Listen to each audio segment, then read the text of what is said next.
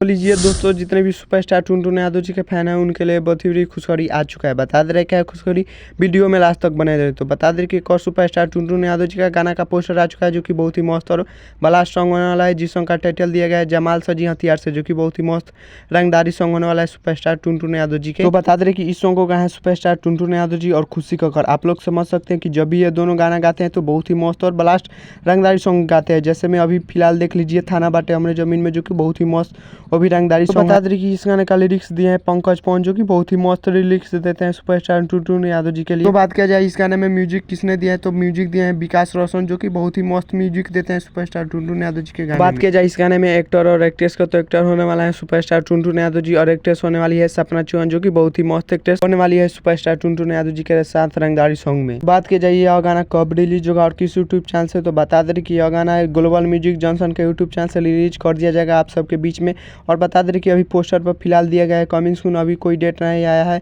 और बता दे रहे बहुत ही जल्द आप सबके बीच में रिलीज कर दिया जाएगा सुपरस्टार टुनटुन यादव जी का रंगदारी सॉन्ग, जो कि बहुत ही मस्त और ब्लास्ट सॉन्ग होने वाला है। तो चलिए मिलते हैं किसी अगले वीडियो में।